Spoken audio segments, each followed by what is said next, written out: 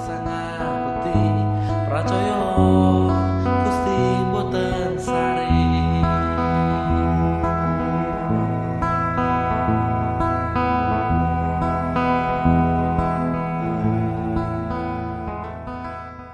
Oke teman-teman, selamat pagi. Masih dengan saya Yuda. Saya Iwan. Kali ini kita punya tamu spesial ini, bintang tamu, star.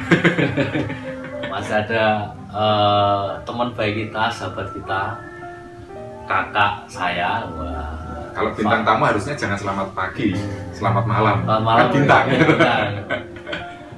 Ya, Mas Tony. Nah, kita akan ngobrol banyak kali ini, Mas Tony, tentang hal yang terjadi di sekitar kita. Iya. Oke, apa ini main ngobrol apa ini?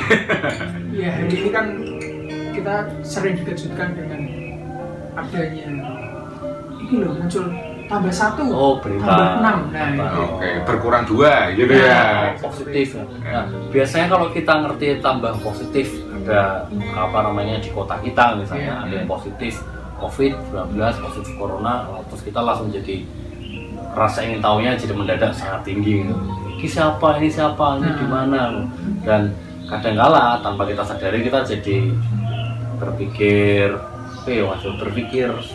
Setelah kita ngejudge negatif loh Mas. Wah ini jangan-jangan ini karena ini, karena ini. Tapi itu yang terjadi ya, kita bahkan kita orang-orang Kristen, anak Tuhan mungkin juga ada seperti itu.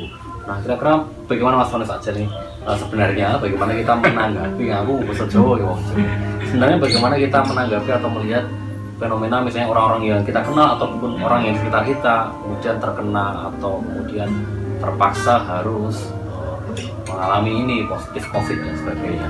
Iya Mas Tony. Iya, secara manusia kadang gitu kita kan mudah kepo gitu ya. Istilah sekarang yang kepo gitu ya.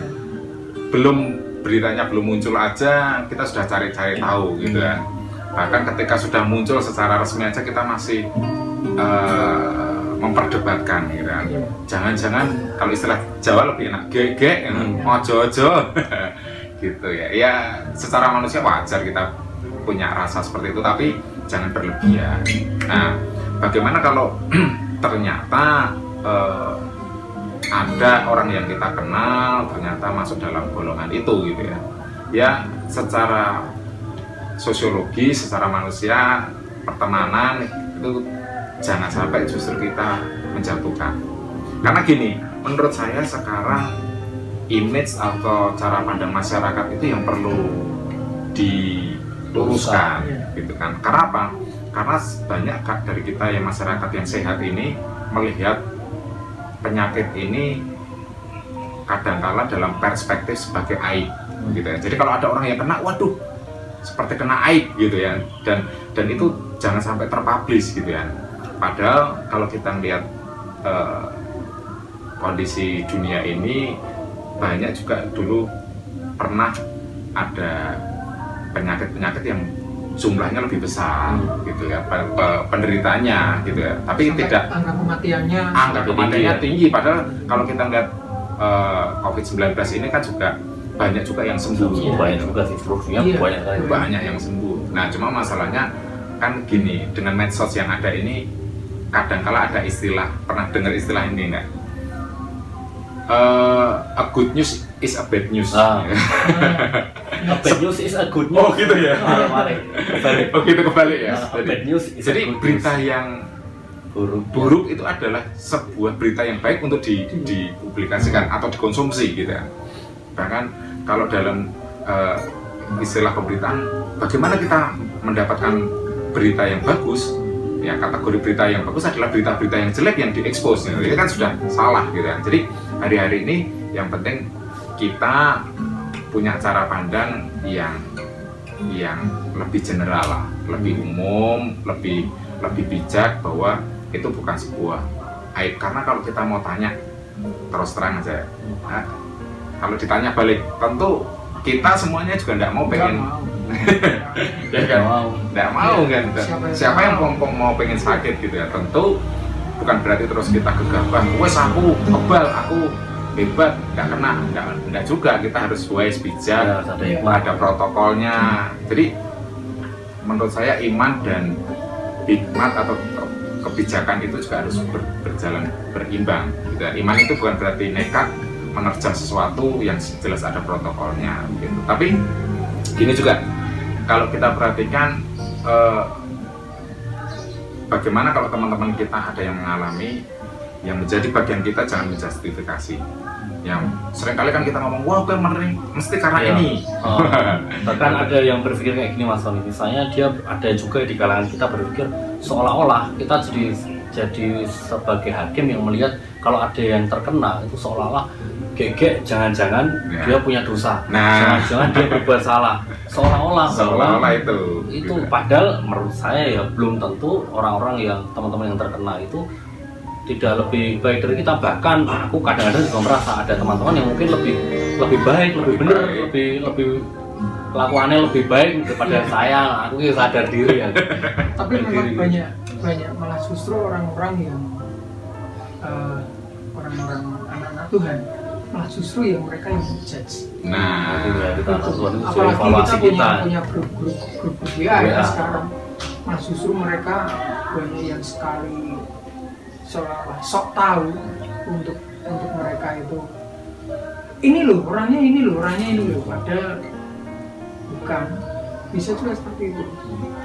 Malah mereka saking ya bisa dikatakan kepo tadi ya seperti itu, saking keponya malah justru malah justru menjatuhkan orang-orang itu loh. Malah bagian kita tadi kita jangan judge. Nah, yang kedua penting juga gini, sebagai orang percaya, apalagi kalau ada rekan atau saudara kita seiman yang terkena, bagaimana kita menopang mereka di dalam doa kita. Seringkali karena tidak hanya untuk teman kita, untuk Indonesia. Betul. Jadi seringkali kan kita gini, kita sudah kepo dengan itu data dan semua hal itu, habis gitu kita hanya menghakimi, tapi repotnya lagi habis menghakimi kita selesai tidak melakukan apa-apa. Ya orang berpikir bahwa doa itu kan bisa di mana aja, betul. Justru karena kita tahu kuasanya sangat besar, ya ayo kita lakukan gitu kan. Mungkin kita nggak bisa banyak dengan kumpul dengan banyak orang, tetapi kalau kita mau secara korporat berdoa kan bisa juga dengan aplikasi yang ada gitu ya. Tapi yang jelas menjadi bagian kita, ayo doakan. Karena itu menjadi kekuatan. Karena gini, orang dengan COVID ini mengalami masalah apa sih? Ekonomi. Ya, duitnya berkurang. Boros Mas. Boros. Ya, dana-dana yang kemarin biasanya tinggal jeng-jeng tuku bensin, nginap hotel, saya ini gue tuku kuota. Karena tugas sekolah anak-anak gitu kan, dan kebutuhan kita. Tapi secara ekonomi pasti mengalami dampak. Secara kesehatan juga pasti gitu ya. Tapi secara psikis justru ini yang seringkali kita lewatkan gitu kan. Jadi dukungan secara moral, penyemangat buat orang-orang yang sudah masuk dalam kategori itu justru kadang-kala itu yang tidak mereka terima dari para penderita ini atau pasien ini. Bahkan kalau kita melihat jari ini atau kita sering dengar hati yang gembira adalah obat yang manjur. Lah bagaimana mereka bisa bergembira kalau terus mendapatkan cercaan di medsos itu ya. Mana mereka bisa gembira kalau kita ngerasain mereka terus gitu ya, ngomongin mereka terus ya, kasihan juga kan itu. Iya, kalau habis ngomongin, habis itu mendoakan dan membawakan bingkisan buat mereka sih itu masih mending. Yang mau saya pikirkan, bagian kita memang benar doa, tapi action kita apa untuk mereka? Ada actionnya ya. Ya, itu menjadi pemikiran yang sederhana juga buat kita. Karena mungkin kita berpikir gini, lah wong aku kurang kok ngei gitu ya.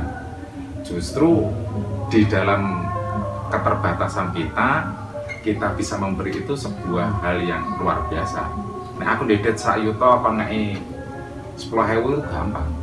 Ketika saya punya 10.000 dan harus memberkati orang dengan 10.000 itu ya kita belajar dari Janda Sarpat ya.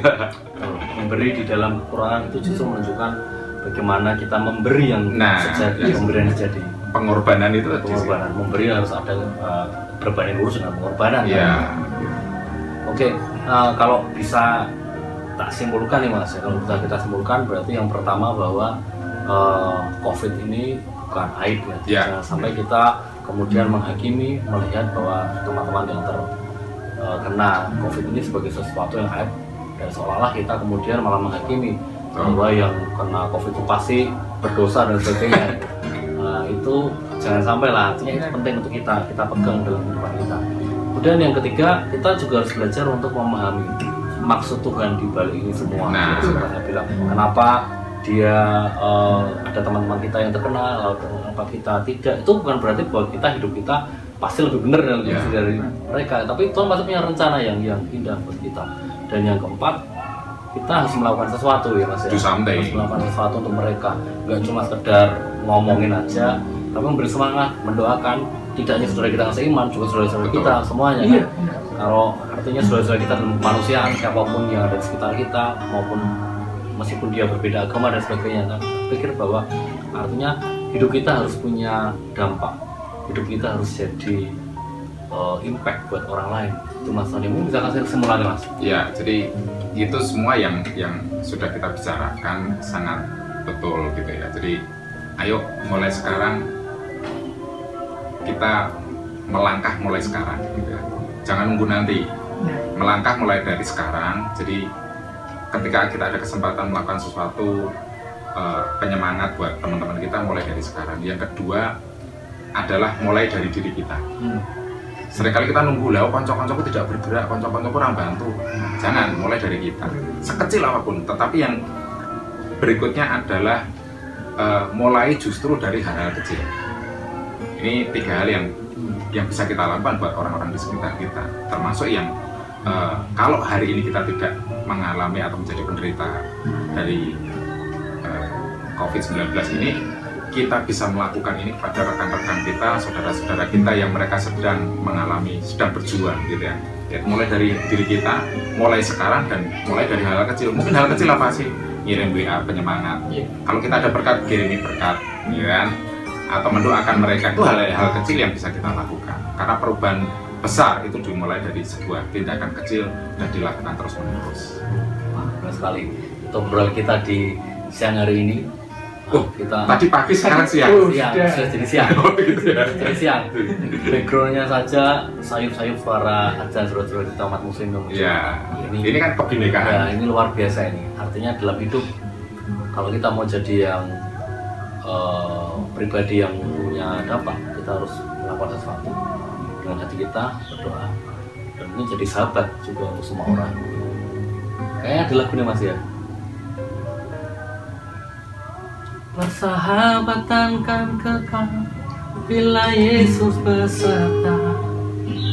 Persahabatan tak kenal perasaan kecewa, sampai waktunya tiba pulang ke rumah Bapa. Waktu hidup tak panjang, persahabatan.